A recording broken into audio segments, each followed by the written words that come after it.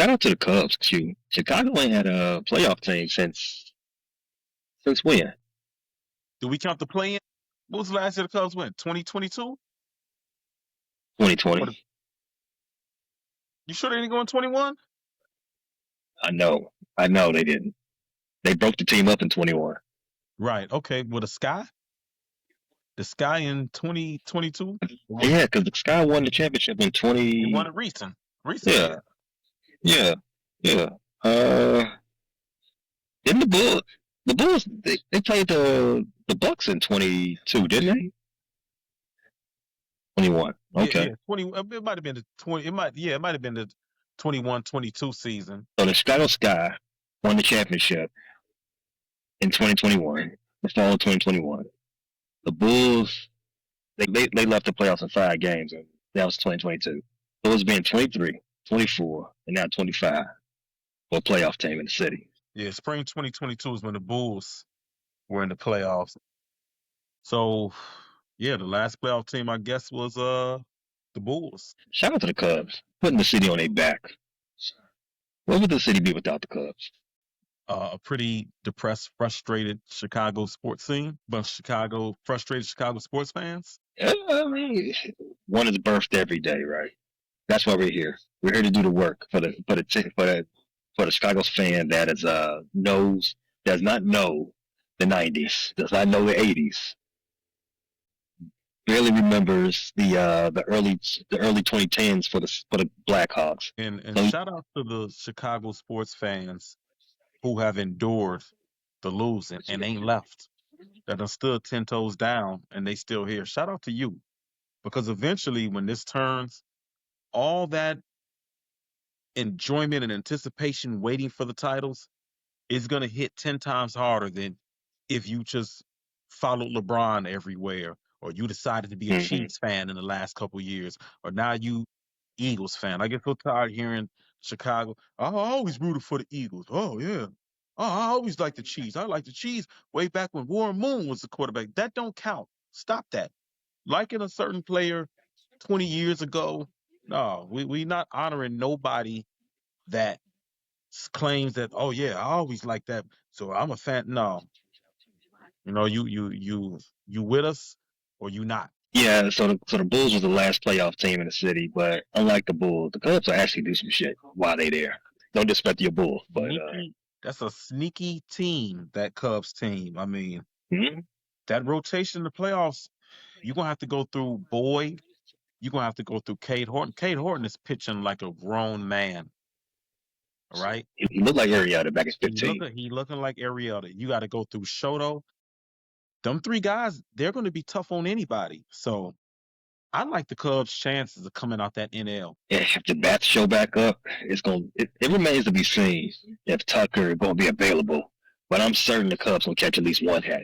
They don't catch at least one hat. San Diego getting packed We up. pack the Padres up. Pack Pack them them up. up. Ron Burgundy and the Channel 4 news team, they're going to be salty.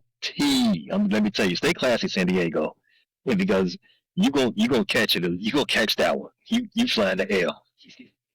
Then it's gonna be a regular. You getting smoked. Even though the playoffs are gonna start for baseball, it is football season. It's the number one money maker in Chicago.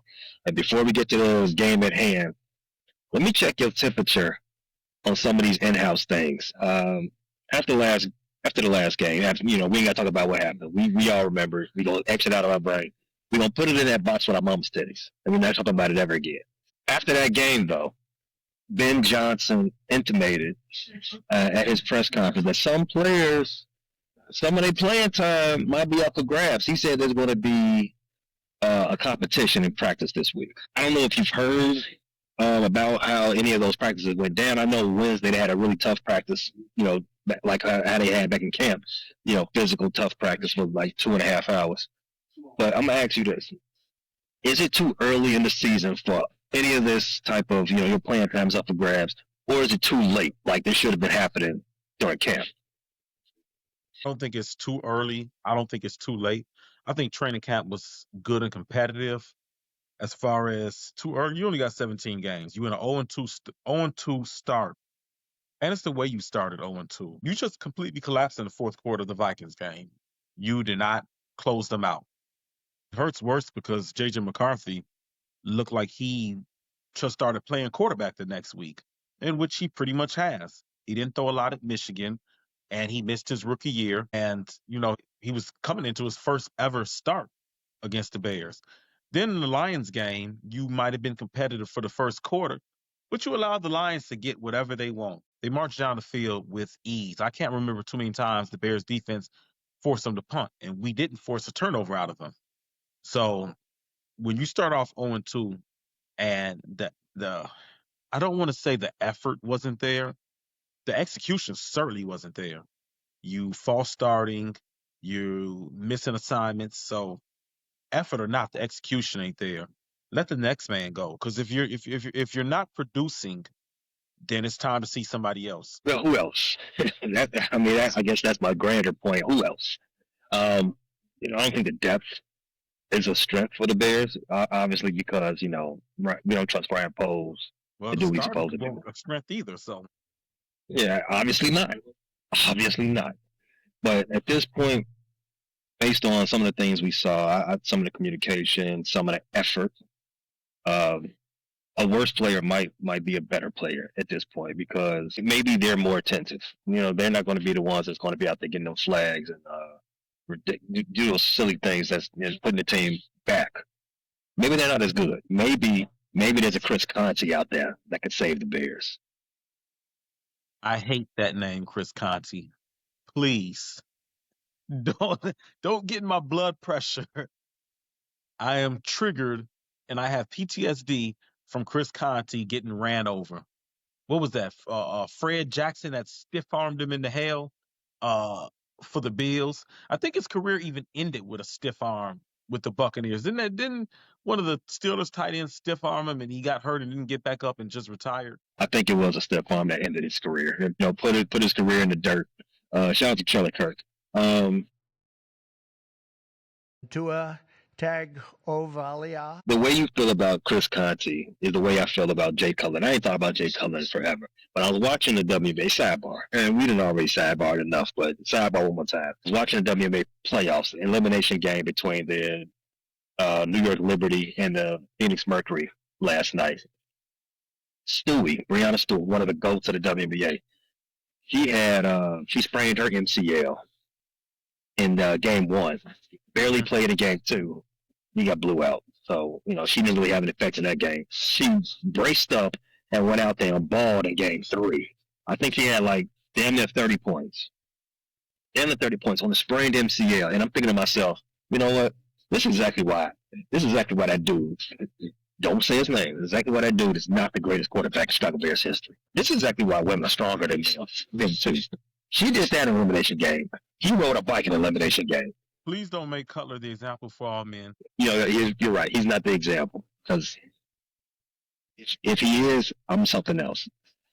I'm transitioning if he is. As far as I'm concerned, until otherwise proven, I got Sid Luckman, I got Jim McMahon as the best quarterbacks in Chicago Bear history. Until Caleb ascends to the throne. I got Eric Kramer and Kyle Orton. Sad. That's Eric fan shit. The single season yardage record holder, and I believe the single season touchdown holder. Although I do feel like that yardage, Caleb, he plays 17. Hell, he plays 15. I think he'll get that one. I think that's going to be his. He almost did a rookie season, so I don't think that's going to be a difficult task for him to achieve. But so let's button up this part real quick. I feel like Ben was well aware of some of the issues that still permeate from this team out of the first 2 weeks. Lack of discipline, lack of focus. These are things we talked about on this very show. And those are things you can control, all of those things. Your focus, your effort, your discipline. Whether or not you're as skilled as the next man is, sometimes that's out of your control. If he's trying to do that now, I wonder why he didn't do it sooner. Because he was well aware of it beforehand. We talked about it with Darnell Wright. Remember when they were saying Darnell Wright job might be available at the end of camp, right? Like when we question why wait this long? We all know who Darnell Wright is. We all know that he's got the talent, he's got the skill. He just don't have it up here. He don't have a focus. He don't put two and two together. Well, he don't make preparation meet skill and create a great opportunity to be great. He ain't did that yet. I don't know if he's ever going to do it. Um, in the media, it's been hypothesized that DJ Moore might be one of those guys. We remember how Ben Johnson, his 10-year starter, he was talking about body language and controlling some of that stuff. DJ Moore's up to his shenanigans again. Bad body language, quick known plays that don't go his way. It'll be interesting to see in this game that we're going to talk about soon whose snaps are reduced, who's not out there in the first draft. I'm just waiting to see because then it's not that I'm blaming the players at this point because they are who they are. I know who they are. I'm asking the question is, Ben, why did you let that extend into the season? Because you knew who they were as well. I think with Ben, it's a situation where he has to impose his will on the current roster because there wasn't enough time to make sweeping roster changes and overhaul in one off season. And also, I think Ben, yes, I'm defending Ben right now. I think Ben has to give these players who are under, contracts that Poles is giving out. He has to give them a chance to prove and to get a chance. I think everybody deserves a chance to redeem themselves and redemption. The last coaching administration was so inconsistent and poor. I think a lot of these guys who are here deserve to be evaluated under a professional coaching staff. The last coaching staff, you saw the running backs coach had to be dismissed. The defensive coordinators had to be dismissed for things that weren't even on the field, even though they weren't good on the field. But so I definitely think a lot of these guys deserve another chance. As far as DJ Moore, you have to wonder. You've played on losing organizations your entire career. DJ Moore hasn't been on a team with a winning record in his career, and this is year number 8, I believe. Year number 7, year number 8, year number 8. So you wonder if these habits have now made an impact, and they are who he is. You know, he's used to the losing, so that's how he. That's all he knows. And losing players definitely have losing habits. I mean, you look at the Bears in the last few years, they find a way to lose the close games. They find a way to not close out the close games. The margin between good teams and bad teams isn't a huge gap like it is in NCAA. You know what I'm saying? You see Saturdays, there's teams that get beat. Even in the top 25, you get a team in the 20s playing a top 8 team, and they're getting the doors blown off them. They're losing by 20, 25, 30 points. The gap between best team in the league and worst team in the league, especially early in the season, is pretty narrow. I mean, the Bears certainly did not let that gap look narrow last weekend. But generally speaking, teams, you look at the spreads are usually, even the highest spreads are usually 11 through 14, somewhere around there. So yeah, it's unfortunate, but some of these guys might not be able to be saved. Ben, don't save them. They don't want to be saved. That's law, Q. Don't save her, but she do not want to be saved. All right. The other thing that we got to talk about leading up to this game, the Bears made a decision on Jalen Johnson. They have placed him on IR, eligible to return week 8. His season is not over. Week 8. Man, I think that's being very, very hopeful. I don't think this helps anybody. I don't think there's a real pathway to fixing this because he needs surgery. Yeah. And if you need surgery, go ahead and take care of it now. See you in 26. Chalk the season up as an L. See you next year. I don't know what they hope to gain out of kicking this can down the road into week 8, into week 7 or whatever. You might as well just go open up that roster spot now. The sooner the better. Let's get Stephon Gilmore in here. Let's get Asante Samuel Jr. in here. Whoever else is on the street. Figure something out. But I don't. What's the point? Yeah. There's definitely some notable corners on the market, and I don't know, the way the groin was described in the surgery. I just don't see what is week 8 now. 5 weeks from week 8. This is week 3. Man, I can't see him going under the knife and that healing and being ready to compete at a pro level, I think at some point you become a danger to the player. Now, maybe if they were talking about week 15, week 16, maybe they're hoping to still be competitive late in the season, but no, week 8, that's I don't see it. He ain't the only player the Bears put on IR this week. Can you guess who the other player is? TJ, Nope. Kyler, One more guess. Roshan. Kyron Amagaji. What is the point? What is the point? I forgot about him. I mean, he's been an afterthought since a third round pick was wasted on him. Do you know at the third round, when he was drafted, in the third round when he was drafted, a guy like Bucky Irvin was still available? I thought he was in the fourth round when we drafted Torrey Taylor. Yes. Well, you drafted Kyron and Torrey Taylor ahead of Bucky Irvin. We drafted the Tampa Bay Buccaneers drafting football players, and we're drafting future insurance salesmen. Yes, that's about it. Let's use this as a segue to talk about the injury report for this game. TJ Edwards, as I already said, Kyron Amagaji, as we already know, Jalen Johnson, Jalen Jones, and Kyler Gordon all out for this week. We didn't expect them anyway. DeMarco Jackson, questionable. DeAndre Swift, questionable. Grady Jarrett, he was a full participant on Friday after being limited the first 2 days with his knee injury. And Ja'Day Walker, he is trending towards playing, as he was also a full participant Thursday and Friday. For the Dallas Cowboys, Deron Bland, he is out. Trayvon Diggs, Trayvon Diggs, Tyler Guyton, and Kejante Turbin are the only other 3 guys on the injury report. All 3 of those guys, they were full participants on Friday, so they are probably going to play. Any thoughts on those injuries, Q? Bland is out. Rome and DJ, you got to go. You have to go, and you got to kick some ass. Deron Bland, solid starting corner. He's not a guy that's not beatable. The Cowboys gave up 400 plus passing yards to Russell, and Malik Neighbors had himself a day, but Wan'Dale Robinson was very effective. DJ and Rome, this is your time to shine. You know, you got a Cowboys secondary that wasn't very good last week, and now they're down some key guys. This is the week you got to put up and shut up. Let's kick off this preview right now. Speaking about the Dallas Cowboys, over the summer, we did all this talking about who's the face of the league for the NBA, right? Going back and forth between, is it Joker, is it LeBron, is it Ant-Man, is it Jason Tatum, whomever. Well, let's talk about who's the face of the league of the NFL.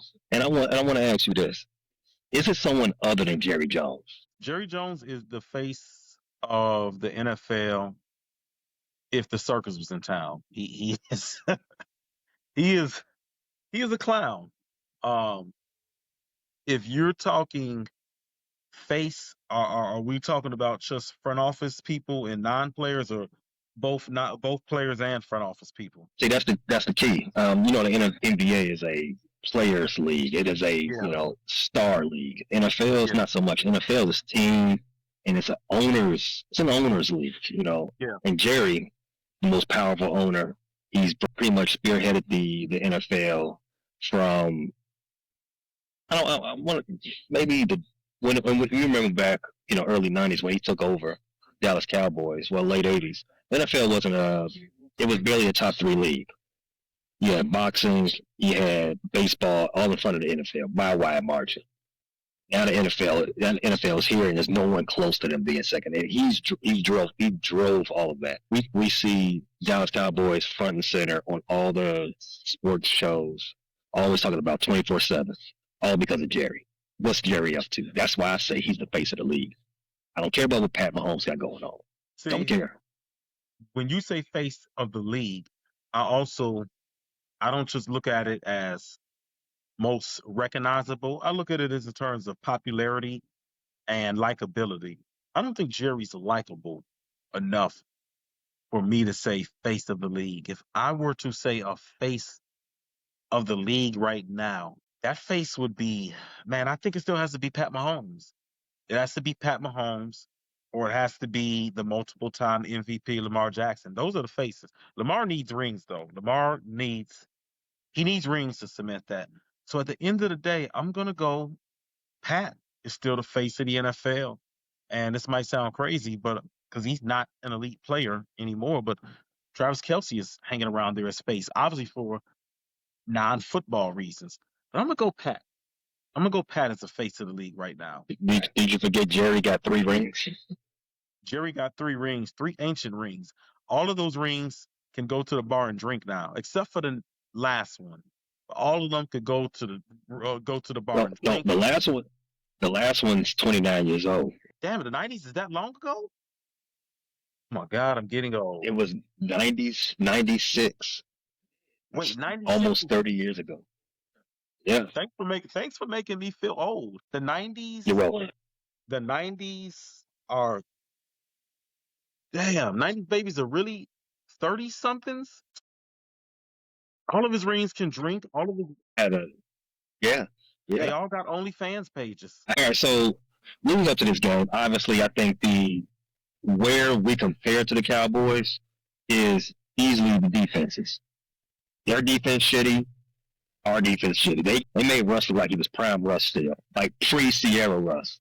And we gave up 52 points to the I Lions. don't even remember Prime Russ throwing for 100. Man, they made him look like a Brady or something. Prime Russ, he definitely has some 400 games. Q, come on now. Prime Russ, he's always had that moon ball. He used to put, he'll drop a nuke on you.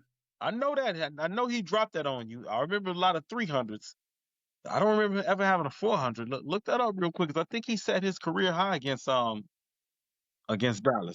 I ain't taking nothing away from Russ. I used to be that Seattle Legion of Boom. That I love that Seahawks team. I loved Russ on that Seahawks team.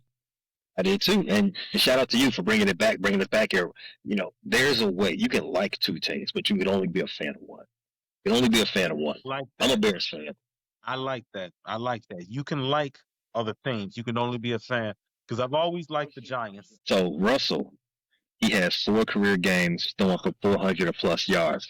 Last week was his second highest passing yard game at 450. Damn, I slept on Russ. Hall of Fame? You put him in the Hall of Fame? But here's my thing with Hall of Fame as far as football players. You got the first 6 years of your career to build your case. Everything after that either furthers you in one direction or the other direction. I think Russ wasn't solid the first 6 years as a Hall of Famer. And since then, he hasn't done anything to change anybody's mind. I think he's definitely in the conversation, but at this point in your career, you can't be in the conversation.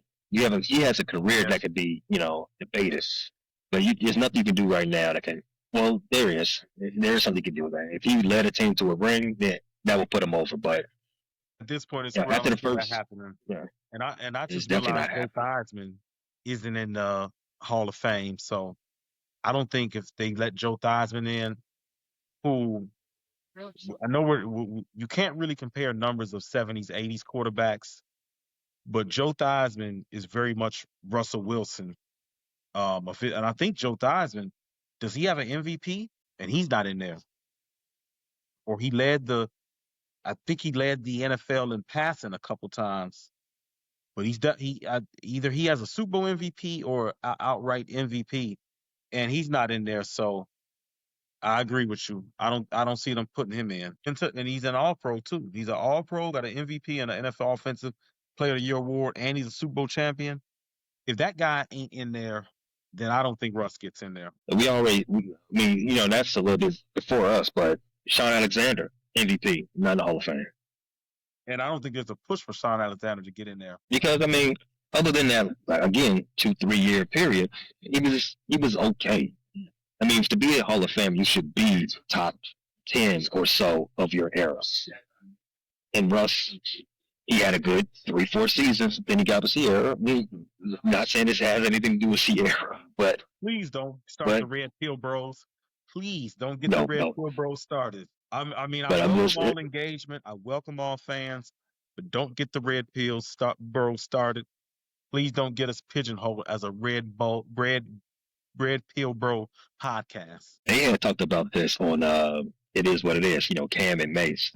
Cam had brought it up like, so I mean, has he been good since he got with Sierra? I mean, I'm just like, because they started dating 10 years ago, about 2015. That was that last Super Bowl. What happened after that last Super Bowl? I think Russ had a couple decent years after that. I think 2018 was a good. No, was it 2018 or 2019? Might have been 2018. Russ had a decent team because the Seahawks were still making the playoffs until recently with Russ. He was good, just not Hall of Fame. Because I mean, the Yeah. Hall of Fame stuff just wasn't happening after 2015. More 12-win season after 2015. Decent years. He had a couple of 4,000-yard seasons. One year he led the league in touchdowns. And one year he had a 40-yarder. But I mean, there's a lot more mid and below average seasons sprinkled in all over that. So I would put it in the Hall of Fame. Yeah, them Bronco years. That cemented him not going to the Hall of Fame. You said everything you do after the first 6 years either cement you or help you go or help you don't. The Broncos years definitely are the years that are going to keep him out of the Hall of Fame.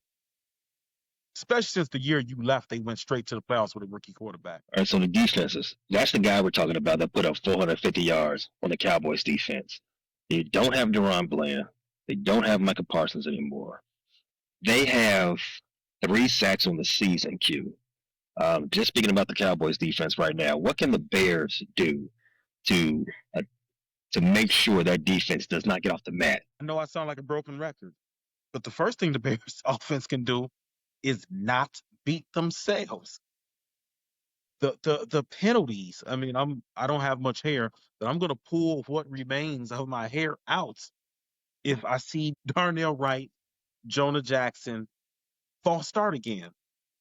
Just don't beat yourself. The Cowboys are not a very good team. Don't do anything to keep them in the game. Let's not do any holding. DeAndre Swift, let's hold on to the football. Caleb, if you're getting out the pocket and you don't see anything, make sure you throw it away, not in a harm's way. I like to say that as long as the Bears offense doesn't hurt themselves, the Cowboys defense will get undisciplined and they'll allow you a big play. Just don't turn the ball over. Don't put yourself in a second and long and first and longs that lead to the third and long. So you don't want the Cowboys coming in here getting any type of confidence. I know they already won a game, but with going to overtime and giving up 400 plus yards to Russell, that's not a win that you feel good about. Just don't beat yourselves. Yeah, no more. We don't need any more flags. That's definitely a silent killer for this team. Costa Loveland, he's played 54% of the snaps this season so far. 54% of the snaps. And Luther Burden, 22%. Luther Burden's played 22%. 22% of the snaps. That is crazy that they've been on the field this much. Do you think their snap counts go up this game as a way to get that offense like moving in another direction? Especially against this type of vulnerable defense. Well, reading between the lines of what Ben Johnson said, yeah, I absolutely think guys that had good training camps or had very high expectations, I do think their snaps go up. So I do think you'll see Luther Burden not just on the field more, but featured. Maybe plays drawn up for Luther Burden. Certainly plays drawn up for Colston Loveland. I can't imagine, and God help me because I want to strangle Ryan Poles. I can't imagine you drafted a guy number 10 and not featuring him in a certain way. You don't have enough resources to take a guy top 10 and not use him. That is beyond me. We hear all this about Loveland, and to see him just ignored in the offense, that's inexcusable. That makes no sense. That is a terrible allocation of resources. So reading between the lines and looking at the performance the last 2 weeks, I absolutely expect guys like Burden, Colston Loveland, I expect their snaps to go up. I also expect to see some guys on defense either lose snaps or other guys get opportunities, guys that are healthy. Um, well, we don't have Booker or Shamar Turner yet, but maybe a guy like Dominique Robinson gets more snaps. Sweat and Dio haven't been too productive. Maybe he gets in a rotation. Maybe a Daniel Hardy gets in a rotation. Maybe we see Ruben Hippolyte um, on some in base package if Tremaine Edmonds doesn't think that he should tackle a running back at or behind the line of scrimmage. Yeah, I think there's going to be a lot of guys losing snaps and a lot of guys making appearances that we heard about throughout training camp. Should Braxton Jones, who has played 91% of the snaps, should he be losing some of his snaps? I think I saw a stat that said 41% of the Bears' pressures have been from Braxton Jones. He saw the same stat. He's responsible for 41% of all pressures that the Bears have received this season. That's alarming and a huge red flag. I mean, he's been highly unproductive. What are we waiting for? What are we waiting for? Because he had to fight to get that job through training camp. So that means somebody was near him. Is the guy behind him that far behind him that we can't put him on the field? Where is Trapillo? Where is Theo Benedict? We heard the rise of Benedict, and we haven't seen him rise since. The last time I seen Theo Benedict was in his underwear. And that's not what I want the football player known for. I want to be besides preseason. You all talked him up. Time to put him in there. So Dallas only has 3 sacks on the season, and they got them all 3 last week. They did not sack Jalen Hurts at all week 1, and we all know who Dallas's defensive coordinator is, Flus. If one thing is we know about Flus, he don't blitz. Braxton, Darnell, Jonah Jackson, I think they struggled with the zone blitz in the first 2 weeks. Flus don't do that. He likes to get pressure out of his 4. On a scale of 1 to 5, on a scale of 1 to 5, how confident would you be that Braxton could have his best game this season, this week? He better. You're not going against Van Ginkel and Greenard and even the young Dallas Turner.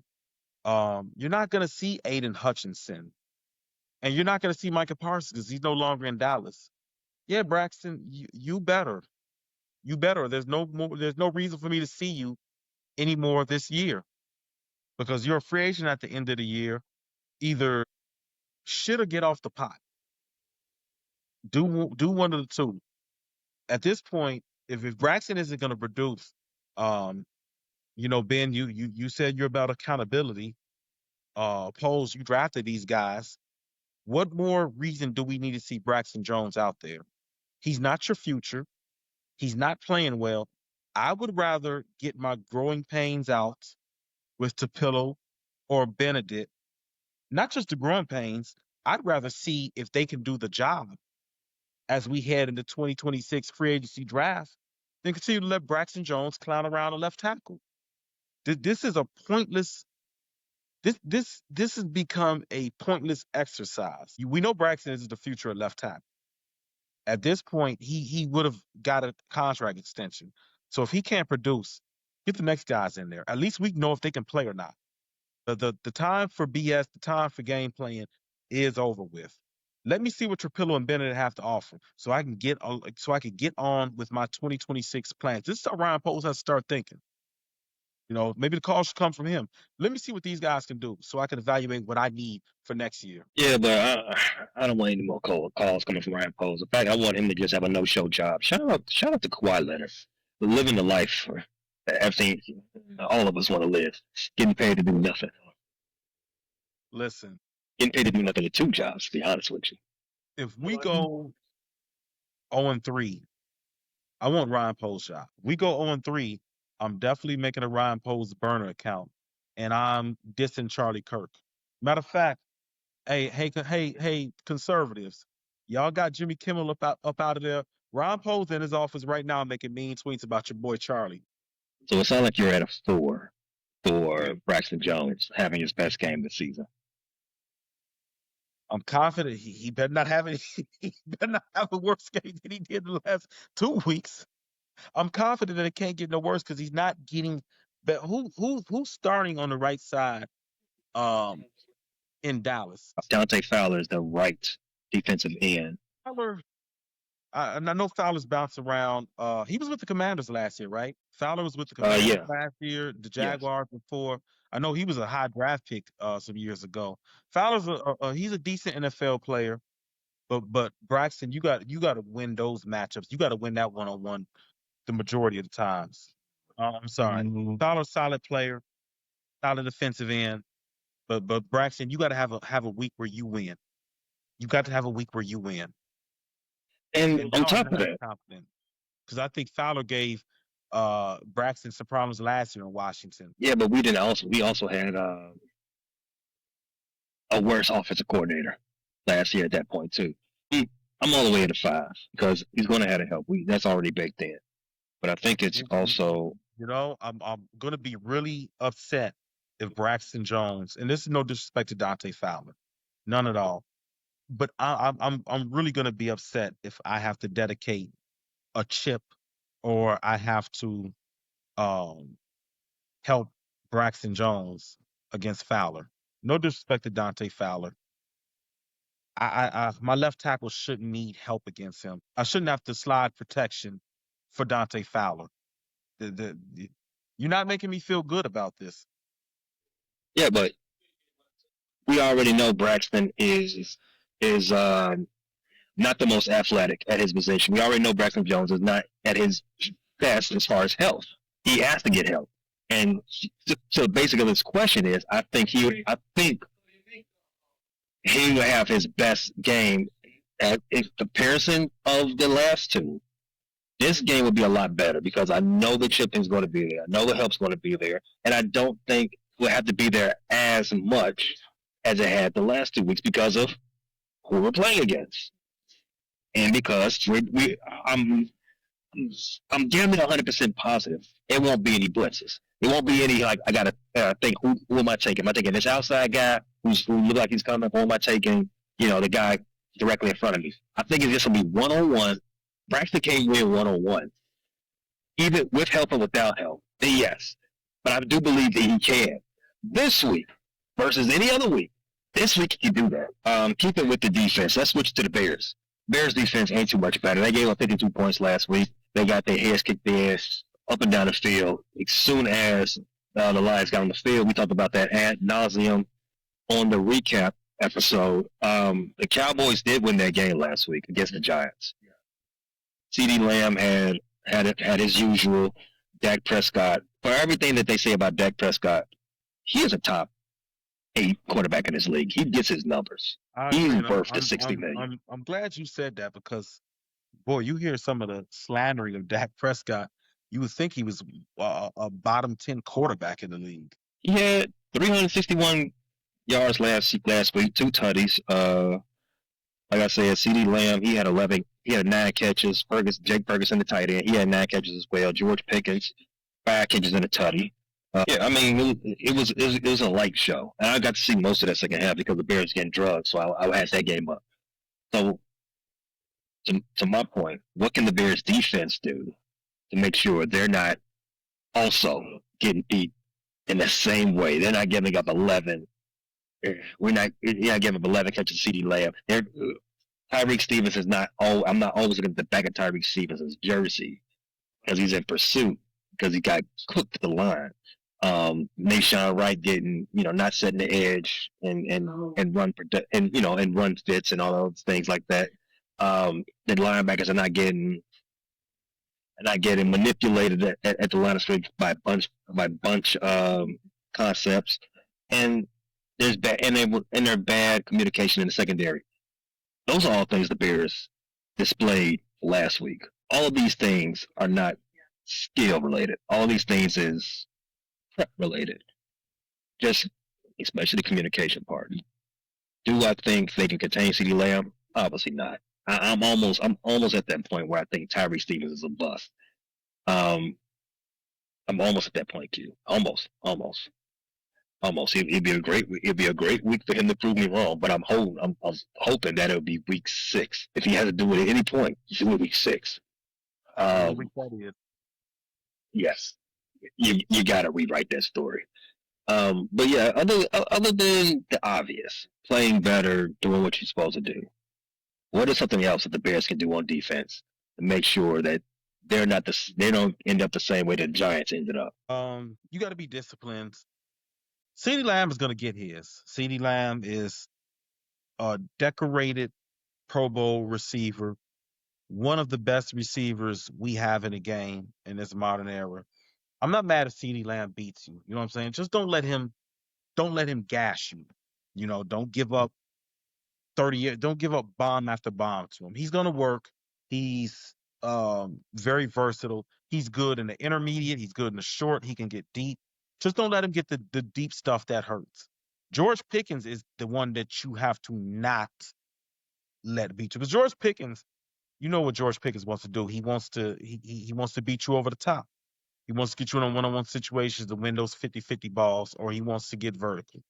Um, you got to not let Pickens get going. There's not so much you can do with CeeDee Lamb. He's the focal point of their offense. He's almost a walking 6-catch guy. You know, he comes to the stadium. You can almost guarantee he's got 6 catches. 6 catches, 60 yards. He starts stat sheet with that. You can't let Perkins beat you over the top. You can't let him open the things up for the offense and allow them to now nickel and dime you in the running game. I don't think Cowboys running game strikes fear in my heart, but you don't want to let Javonte Williams get rolling. You don't want Miles Sanders to start eating you up on some of the outside zone reads and that type of thing. So I think for the Bears defense, disciplines the dedicating your gap assignment and get some pressure. Dak is too good for you to let him sit back in that pocket. This is a nice time for Dayo Adebango to earn that 55 million. This is a good time for Montez Sweat. You're getting 25 million a year, bro. This is a good time for you to. I think he's 11th or 12th highest paid in the league, somewhere around there. It's a good time to look like it. The Cowboys line isn't what it used to be. Grady Jarrett, I need to see your name called. I need to see you get into the backfield, pressure the quarterback, stop some running backs behind the line of scrimmage. Dexter, I need to see you. I need to see the Bears front four. To me, the onus is on the front four this for this game. You know we got injuries in the secondary. I need you all to get pressure. I need you all to control the line of scrimmage. I don't need you all getting bullied around. So for the Bears defense not to be beaten up like the Giants defense was, I need to see them get pressure. Yeah, that's it right there, Q. That is it right there. The Bears got to get pressure. I think that's the biggest issue with this defense, other than injuries, other than all the other things I spoke about, lack of communication, uh, the secondary getting cooked, Kevin Byard making terrible reads and not tackling anybody. Bad I angles. think Bad angles that bad ain't. and you know, Jameer Gibbs will do that to you. Jameer Gibbs, that's an explosive special running back. And I remember on draft day, I was just confused that the Lions took him. I believe 14, and they knew something I didn't. I mean, I felt they could have got him later in the first round, but sometimes when you got conviction on the guy, I don't mind the reach. In this case, I looking back, if I was a Lions fan, I would not mind the reach on Jameer Gibbs. So he's going to make a lot of people look silly with the angles because he's so shifty and he's so fast. But Kevin Byard, I need you to have a better game. I agree with you, a better game. I got to call one guy out. I got to call, and this is my boy. I love Jaquan Brisker, but Jaquan, there's a lot of talk every year. We started this podcast 3 seasons ago, right? Now I remember the first year, Jaquan did a lot of chirping about the Packers. And then after they got their asses handed to them at Soldier Field, game one, the featured afternoon game on Fox, ruined all of our starts to the 2023 season. Jaquan said something to the effect of maybe we were a little too overconfident. And it's like, dude, you all haven't won enough games to ever be confident. under this current regime. There is no current Bear player on this roster that experienced enough success in Chicago to where they should ever think about being overconfident. Jaquan kind of puts Dennis Allen, I don't want to say throw him under the bus, but kind of put a little pressure on him. I don't know if you follow Jaquan's social media, but he's very vocal on social media. He's very transparent. I mean, he will vocalize the things he sees. He was one of the guys who were very vocal in criticizing Eberflus last year. He said Dennis Allen got to, let number 9 do him. Basically get him in the line of scrimmage, get him in the mix of things. Jaquan, you talk a lot every year. I'm gonna need you to, man, get us a pick, get a turnover, force a fumble. The guy who was his contemporary on the other side, Dion Branch, he made his presence felt early in that game. With the Bears driving, ready to even the game up at 14-14, he laid the wood to DeAndre Swift. Laid the wood. Ball popped out of him. Turnover for the Lions. I need Brisker to have those type of impact plays. Somebody come across the middle, laid him out.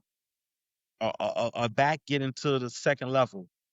Pop him, make the ball come out. I need you to do something other than talk on social media. What I want the social media talk to be next year after this game is that the Bears got 5 sacks on Dak. Stack that Dak. Stack the Dak.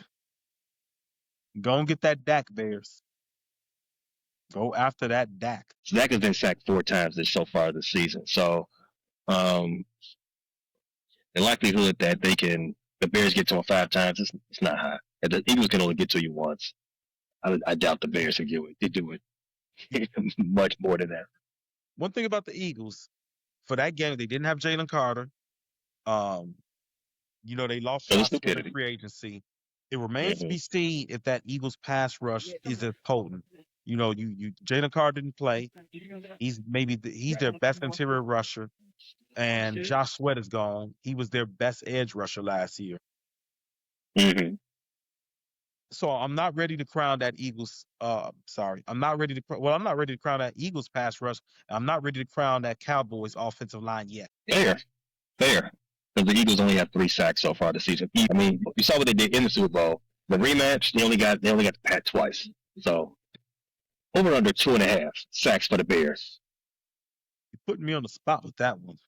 Oh man. Mm-hmm. It's week 3. I'm gonna still bear down. I'm gonna say they go over 2.5. You got the Soldier Field faithful behind you. They should make a lot of noise. I think they're gonna be out there in full support of the boys. That should hopefully let's make the Cowboys offensive line miscommunicate a little bit. So you got them on the road. Let's get 2.5. I want to say Montez gets 1. Grady gets his first sack as a Bear, and the next sack comes off a blitz. I'll give him 3 sacks. Bear down. The Bears, their rush defense is probably the worst part of their defense, other than their lack of pass rush. Jahmyr Gibbs ate them up. Jordan Mason in the second half, he said he grounded them down. This week, they got Javonte Williams on his 3rd team, and Miles Sanders. I don't fear those running backs. Also, we talked about IR. The Cowboys put their center on the IR as well. So their rushing game is going to be a little bit frayed. And their quarterback to center relationship is not as strong because the center's gone. It's a backup coming in, Brock Hoffman. The running game is not going to be as strong. I do think the Bears defense has a chance to be the best defense in this game. That's not saying much, but if they can get some pressure on Dak, and I would prefer that if Dennis Allen continues to play a lot of man coverage, I don't think that he should, even though because we're down so many starters, I think they should start employing some type of zone scheme. But if he's going to do man again, please put Tyreek on George Pickens. For one, because you think George Pickens wants to put 150. His main thing, he wants to beat you over the top and get 50-50 balls. I think that's his second thing. I think his main thing, he wants to fight. And that's what Tyreek wants to do too. Put those two together. How much did you pay on Netflix to see a Tyreek versus George Pickens fight. Don't put that on Netflix. Put that belongs on Tubi. That's a Tubi fight. I'm not. I'm not unpausing my Netflix subscription for that. I get the Tubi stream for that one to watch that fight, but I would watch it though. Yeah, I mean, so I'm putting at a scale of 1 to 5. I'm going slightly over 3. I don't want to. I don't want. No, I'm gonna stand 10 toes down. I got a 4. 4 that the Bears defense will be the best defense in this game. What about you? I'm gonna go with the home team behind that Soldier Field crowd, and I think um, not to say the pressure isn't on the Cowboys, but the pressure is on their asses a little bit. Ben Johnson, I mean, that press conference was interesting because, a lot of Chicago media said, is he calling out Dennis Allen in that press conference? So I think Dennis Allen is going to come up with a hell of a scheme. I think there's going to be a lot of owners on them players, and they got to respond. They got to respond because I don't think Ben Johnson is a guy that is going to deal with mediocrity or poor play. I think Dennis Allen better get those boys in line. 'Cause I don't think Ben Johnson is going to be just too lenient with coordinators and their units not producing. Read between the lines. Let's go offense. Ben Johnson's the party. Well, the passing offense hasn't been superb, but it hasn't been the weakest part of the team so far. Caleb has shown some progression. Roma Duze had a coming out party last week. Cole Kmet's catching everything that's thrown his way while playing 90% of the snaps. So I don't want to compare Caleb to Dak. Caleb's not where Dak is, right? At some point in the future, he could be. I do believe he could, but as of right now, I don't even want to even entertain the idea that the Bears passing offense is anywhere close to where the Dallas Cowboys offense is. We could agree to that, right? I agree with I that. think yes. But for the Bears to win this game, it's going to have to be it's going to be a shootout because both defenses are struggling, and you're going to have to score more points than the Dallas Cowboys. I mean, that's the name of the game. Obviously, to win the game, you got to score more points. But I do think I don't think the offense is broken. I don't think there's an issue schematically. I don't think there's an issue with the fits. I just think, for one, we're fighting not only the opponent, we're fighting the markers as well. We're fighting the markers. So we keep putting ourselves back. We still need 1st and 15s, 1st and 20s, false starts, holding, illegal motions, things of that nature. If the Bears can reduce that, and they did reduce it from game 1 to game 2. It was 4 less flags. They do another 4 less. This is a whole different squad, a whole different team. Q. Yeah, I agree with that. Even the best of the best in the NFL, you're going to get penalties. I'm not suggesting that you just eliminate all penalties. I just don't like the ones where you beat yourself and there's no reason for it. The false starts, no reason for those. If, Mm-hmm. for example, I saw one, I believe it was week 1. I believe they flagged Tyreek for pass interference, and he actually had the guy covered well. I want to say it was Naylor. Naylor really just failed. Gun penalties you can't do nothing about, ref error. Also, a couple holding penalties, as long as it's not egregious, I can live with those. I can live with the penalties that are aggressive. I think we got a rough in the passer in week 1 too.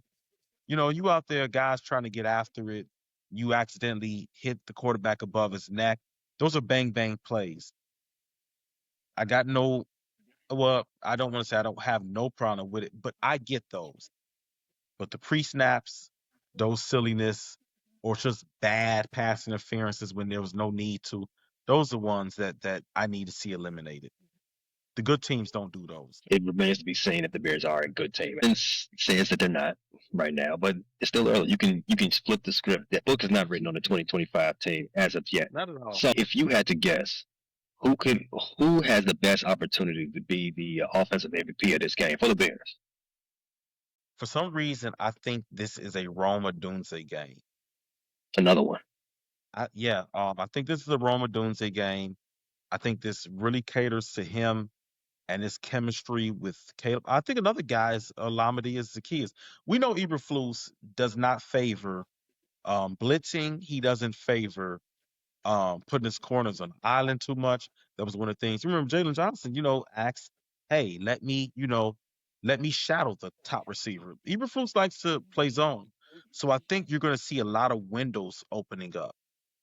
I think you might see, just like when Rome beat Detroit for one, I believe that was the first touchdown. He ran a crosser and, he got lost in his zone. I think this favors Odunze. He's got good chemistry with Caleb. I think he'll know where to sit in these zones. I think he'll know how to flash and get himself open. And I think Caleb will find him. So I think this is a game that kind of favors Rome again.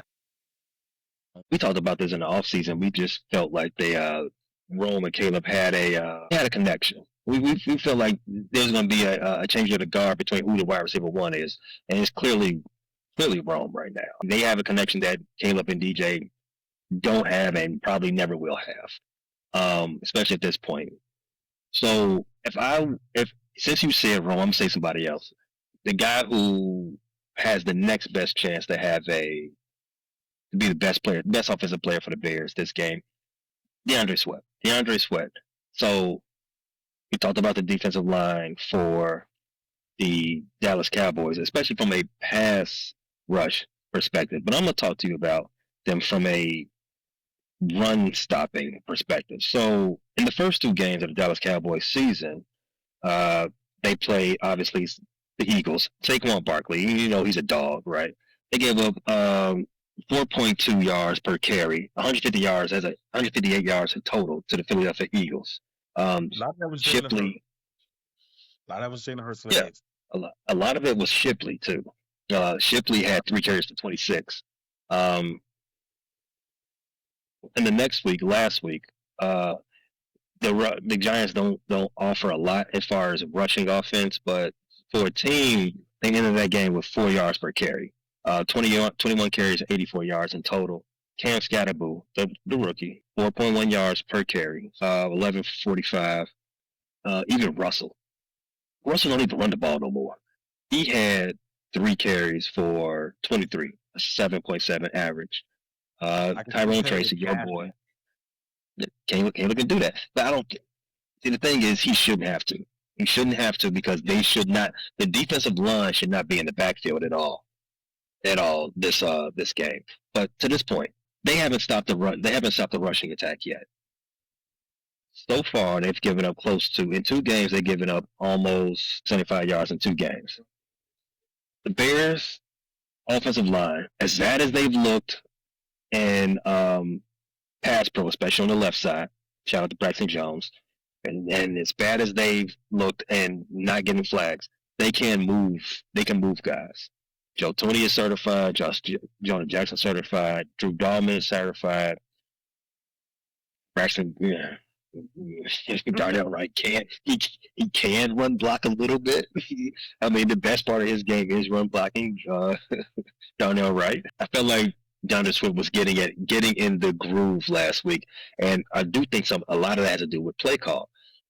Ben Johnson wants to run the ball. He wants to set up the play action. There is a zone blocking aspect to this offense, and I do think this team, the Dallas Cowboys, is ripe to be gashed in that way early and often. Zone block out the ass, where DeAndre Swift just puts it on, finds the crease and go. Now I wanna speak on more what you were saying with DeAndre Swift getting into his groove last week. He absolutely was. He absolutely was effective on the ground against the Detroit Lions. The problem is when you fall behind by 2 scores and then 3 scores, you're in negative game script now. Now you're in catch-up mode. You can't really establish the run. So I thought DeAndre Swift what was his numbers on that game last week? He ran for about 60 yards, 14 carries. 12 carries, 63 yards, 5.3 yards per carry, and a touchdown. But the turning point in that game was that 3 consecutive series in which the Bears turned the ball over. We had a turnover on downs, had the DeAndre Swift fumble, and then there was the interception. So that Now you flipped the can't game. establish a run. Yeah. Exactly. That's not going to happen this week. Not against this team. It won't happen. I'm stamping it right there. Scale of 1 to 5.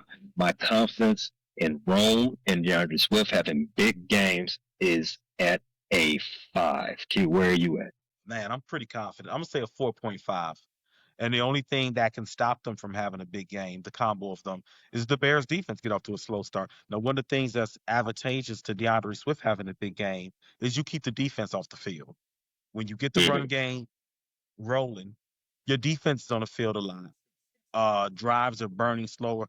So I think that's actually kind of pivotal. I think if DeAndre Swift, you predict him to be the MVP of this game. If DeAndre Swift is the MVP of this game, I think the Bears win this game because you're running Mm-hmm. the ball, you're controlling the time of possession, you're keeping your own defense off the field, and you wearing out their defense. And with the way Ben Johnson loves to play action, um, you're probably going to hit them over the top if DeAndre is rolling because those linebackers are now cheating up. Those safeties got their eyes in the backfield, and now Luther Burden and DJ Morgan get behind them. So I absolutely love the idea of DeAndre Swift being the MVP because I think I'm pretty sure if you tell me if we go into the future 24 hours and you tell me DeAndre Swift has 90 plus rushing yards on the ground, I'm gonna say the Bears win the game. In closing, the Bears returned all of their defensive players from last year. I mean, they added Grady, but for everybody that was on that started with defense last year, still on this roster. They all know Flus inside and out. They dealt with him for two seasons. Caleb and Ryan Flus, they talked every day. I like how you said dealt with instead of played for. For better or worse, for all the shit that we give Eberflus, as a head coach, he was a terrific defensive coordinator in Indianapolis and for the Chicago Bears. The defense intimately knows Flus's defense. And you know who else knows it? The offense. Rome, Caleb, they went against that defense every day. They know it as well. There is absolutely, positively, 1,000%, there is no reason that this Bears team can't have their best offensive production tomorrow. Hits. None. Destroy that hits principle. What does hit stand for? Hustle, intensity. Hold on. I got it. Does it stand for does it stand for Torrance or Terrortown? What does it stand for any of them? It ain't got nothing to do with Chicago. It's not Henry, it's not Ingleside, it's not Torrance, and it's not Stony Island. That's not what the hits principle stands for. It's hustle. It would have been better if it did. You know what? It probably would have been a lot more aggressive. Hustle, intensity, takeaways, and smart or playing smart. That's what the hits principle was. Do you think he brought that to Dallas? Do I think anybody cared in Dallas? Because they sure didn't care about it in Chicago. I'm sure Eberflus is still Eberflus. I'm sure there's a couple little adjustments from his time in Chicago, but yeah, I'm pretty sure we're gonna see he probably is in that locker room telling them about hustle intensity, takeaways, and playing smart. And I'm sure it'll resonate until stuff hits the fan and his players will tune him out over there like they did over here. I don't even think Dallas listens to Jerry Jones. I don't even know if the Cowboys listen to Jerry Jones. So do we really think they're going to listen to Eberflus? Oh, they definitely listen to Jerry. He the boss. And you saw Django. You listen when that when Boss Man pull up. Even what he doing. You know what? Didn't he tell Cowboys, I better not see any of you Negroes, uppity Negroes, taking a knee for the Pledge of Allegiance, and Dak started singing a spiritual and talked about how patriotic he was and was front and center with that hand over that chest, looking at that flag with a little tear on his eyes. Mm-hmm. All those things happened. They need to bring Terrell Owens back to Dallas. That time. Score prediction. And yeah, score prediction. Where do you see? I don't want to do score prediction. I'm not going to have TikTok. I'm not going to have TikTok getting on me. Those TikTok people are ruthless. I thought Facebook was brutal. Good thing about TikTok, none of it None of it sits in the memory too long. I just keep pumping out the content. So you forget all about it. Just put something else new out there. You forget about the last thing. I'll start. Score prediction. I'm taking the over. The over in this game is going to hit. This over is so close to a lock that I got it in 50 and three a half. different slips. 50 and a half. That's 26-25. These two teams definitely, both these teams is getting over 25. This is a lock. I got, I'm still bearing down. I gave you all the reasons why. I, the Bears are too intimately familiar with their defense. The defense shitty. I mean, and I think the Bears' issues are correctable, at least on offense. Um, I got the Bears. They haven't shown me that they haven't shown me they have the ability to score 30 yet, so I'm gonna keep it at 28. Cowboys 25. Bears 31, Cowboys 24. Um, Cowboys have the ball with under 2 minutes left with a chance to tie the game. Bears hold on the fourth down, go home. Caleb takes a knee. We bear down. That's something I do need to see. It's two things I don't need to see in this game. I don't need to see their kicker upstaging our kicker. I mean, they got a serious boot over there. Don't get down inside of the 50 and give that guy a chance to win. I'm not sure what is the limit of his range. I mean, He got at least 75 with him. He got a driver. that's what I said. If you're only up 2 or up 3 and they get inside the 50, are we doubting that guy can kick 65-yard field goal even at Soldier Field? I mean, this is September, so that wind ain't blowing hard yet. I'm sure that guy, the what I seen last week, that leg can cut through even lakefront wind at least Mm-hmm. up to 60 yards. Mm-hmm. I don't need to see that. And the second thing I don't need to see the Chicago Bears, McCaskey. I don't need to see no tributes. You know what I'm talking about. Don't you do it. In Better the not great do it. words, don't you do it. You better not do it. Don't you dare. You know what? I'm not too far from Soldier Field. I will pull up if I see y'all try. Don't even try. In the words of our co-host, don't piss me off. Bear down. Bear it out. You're full of shit. Thanks for listening to this latest episode from the Frustrated Chicago Sports Fan Channel. Don't matter if you listen to this on Apple Podcasts or Spotify or watch it on Twitch or YouTube.